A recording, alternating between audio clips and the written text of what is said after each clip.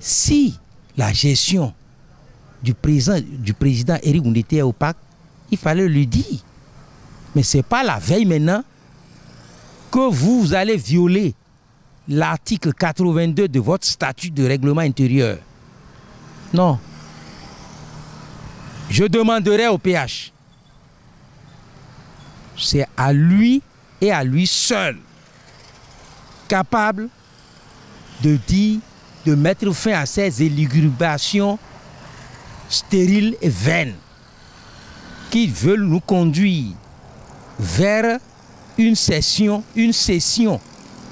du parti. Et le pouvoir de la rupture profitera pour récupérer une frange. Et ils ont besoin de 87 députés pour réviser la Constitution et pour s'éterniser au pouvoir à vie. Président d'honneur, président Boniaï, Thomas, je vous en prie, ne tombez pas dans ce piège. Les petits enfants qui s'agitent là, tapez du poing sur la table, coupez court. Vous allez au congrès, s'il y a des retouches à faire, faites les retouches, mais ne touchez pas au bureau. Faut pas même céder pour dire on va élire. Non, non, non, non, non, pas d'élection. Non. Moi, je souhaiterais qu'après le départ de la rupture, du gouvernement de la rupture, vous pouvez organiser des congrès extraordinaires.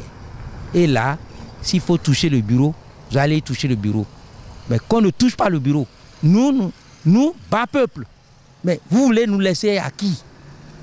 Non, non, non, non, non. Laissez le bureau tel. On ne change pas une équipe qui gagne.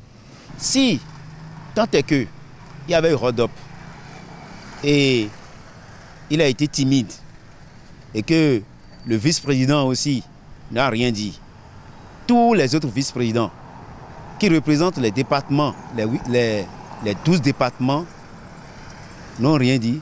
Cela veut dire que ils ont accepté, ils ont participé à ça. Disons-nous la vérité. Parce que si tant est que Éric Ngoundété a fait de mauvais pas par rapport à la confection des listes, on aurait pu nous dire ça et faire une conférence de presse. Il n'est pas au-dessus de la loi. C'est la coordination qui a le pouvoir. La majorité absolue, selon les tests, selon les statuts, selon le règlement intérieur, qui a la majorité et qui a le pouvoir. Le pouvoir d'Éric Ngoundété, du président Éric Ngoundété, est limité par l'article 17. Il ne peut rien faire sans la coordination nationale. Mais on trouve aujourd'hui que sa gestion est opaque, ceci, cela, c'est du leurre. Sincèrement, soyons reconnaissants, parce qu'en 2020, on sait ce que Ngoundété a fait, comment il s'est battu avec toute l'équipe. D'ailleurs, parce qu'il n'est pas le seul à le faire, pour avoir le récépissé définitif du parti. Comment il s'est battu avec toute l'équipe pour que le parti soit reconnu par le gouvernement comme parti de l'opposition. Et il y a un arrêté qui est là.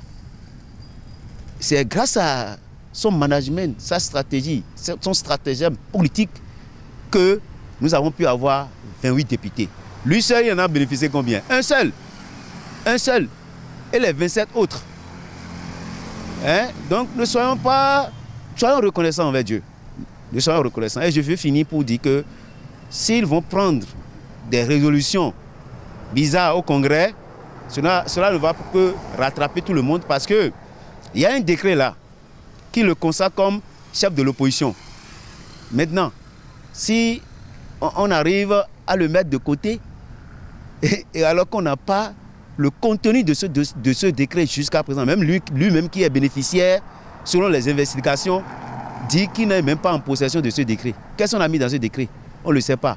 Donc s'ils enlèvent Ngoundété de la tête de démocrate, ce que démocrate va devenir, personne ne sait.